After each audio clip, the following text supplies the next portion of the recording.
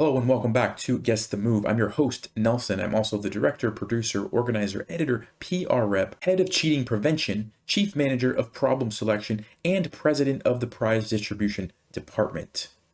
I know it's a lot of hats, but somebody had to do it. Today we will be recapping episode 2, and I'm excited to let you know that we did have a lead change. And so, of course, at the end of the video, I'll be revealing who the new first place contestant is. Now, of course, there's still 2 episodes to go, so that could certainly change. Like I mentioned before, each episode is going to be worth more points than the previous episode. But even if you're late to the party, there's still a chance that you can win. As always, there's a link in the description below where you can join the next episode, episode 3. There will be one more episode after that, episode 4, and then whoever has the most points will be winning the grand prize. Remember, there's prizes for the top 5 players, so even if you're not in the first place, you can still win something. And of course, if you're not interested in the prizes and you just want to do it for fun, that's allowed too. You can always pass your prize on to someone else if you happen to win. Oh, and by the way, I did get the emails fixed, so you should have an email if you participated in episode 2 that shows your scores. You can check that if you would like to follow along as we go through. And I guess I should mention, in case anyone stumbled here and has no idea what Guess the Move is, it's basically an online contest open to anyone where you can win prizes, and all you have to do is guess what move was played in the game on 4 different positions, like the one you see on the screen right now. It doesn't matter if it was a good move, a bad move, just what was actually played. If you guess it correctly, you get points, and the player with the most points wins. Okay, here we go. All right, here's the first position of episode 2. For some reason, I had it flipped the wrong way for that whole intro, but I've fixed it now so that it's the right viewpoint. Anyway, it's white to play. The choices that you had were queen takes g6, queen to g5, queen to h4, bishop takes g6, bishop to e2, and castle kingside. If you'd like to pause the video if you're following along at home and figure out what you think white played, you can do that now. For everybody else who's already completed it and is ready to see the solution, here we go. The move that was played in the game was bishop to e2. So it is defending the queen, but honestly, it's not a good trade, and I don't really know what this player was thinking. If you said bishop e2, congratulations. I don't know how you picked that, but you got it right. For everyone else, I'm sorry, but this was supposed to be tricky and not easy. So keep that in mind, I guess, for future episodes. I do try to pick somewhat strange positions with some weird moves, but I do throw in some, somewhat normal moves every now and then just to keep everyone on their feet. So anyway, this was the correct move. The next question you had to answer was what was the result of the game? And if we fast forward way ahead, you can probably guess. And sure enough, if you said black won, you are correct. Congratulations if you got that one right. All right, here's the second position from episode 2. The choices were queen d7, bishop d7, knight d7, knight c6, and king to e7. I actually did give you guys a hint on this position. It was in my last video, and the hint that I had told you was sometimes low-rated players have a hard time understanding the value of pieces.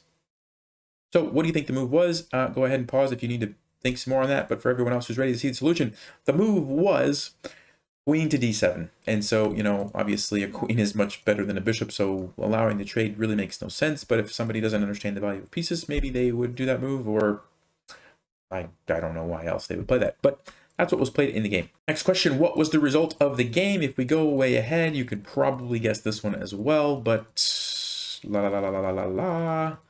And sure enough, white won this game in this position right here. So if you said white won, congratulations. And here's position number 3 in episode 2. The choices were knight takes d7, knight to f7 check, queen takes d7, queen to b6, knight to d5, and c6. If you'd like to pause the video and if you're following along at home, do that now. For everyone else who's ready to see the solution, the move played in the game was knight to f7 check. So this is actually kind of a logical looking move. And so if you said that, congratulations. This one wasn't too weird. Like I said, I do want to throw some of these regular ones in every now and then just to keep people on their toes.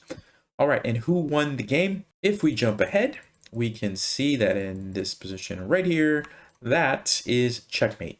So black won this game, kind of by a little fluke checkmate here, but hey, checkmate is checkmate. So congratulations if you said black won. All right, and here's the final position from episode 2. It was white to play. The choices were rook d to e1 check, rook h to e1 check, bishop takes b7, rook to d2, rook h to f1, and I missed a move, g4. So those are the options.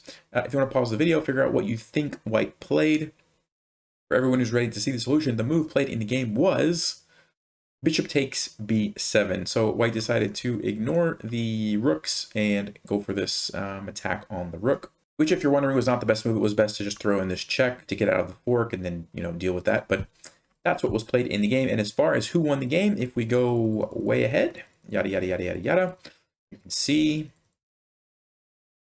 it's a very long game, but eventually we'll get there one day, I think. Didn't realize it was quite this long. Maybe I would have just jumped ahead, but now we're just going to go with it.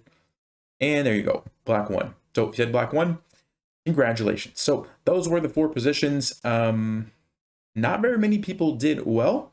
The maximum score on this episode was 1,200 points, and I believe the highest that I saw was 1,000. So nobody got a perfect score, but some people did pretty well. So that brings us to the lead change. Let's see who's currently in the lead. All right, so your standings after episode 2. I'm going to bring them over now. Here we go. The top 10 players are right here. We have 1,450 in the lead, 1,350 right behind, and then 2 players are tied for third with 1,300, and then a bunch of 1,100s and 1,000s. And so, yeah, like I said, scores will be going up for next episode. So episode 3 is going to be worth even more than episode 2 was. So if you are behind, don't even worry about it. Just focus on the last 2 episodes. You can certainly catch up. I think some of these guys were here before in the top 10, but then a lot of these are actually new players that were much lower. So yeah, anybody can win this thing. That's kind of how I wanted to design it, just so that it's fun for everyone until the last episode. Remember, the link to the next episode is in the description below. Make sure you use the same email address that you've used for the first 2 episodes. Otherwise, your points will not sync up and you'll just be wasting points. So use the same email. That's all I've got. See you guys in the next episode. As always, stay sharp, play smart, and take care.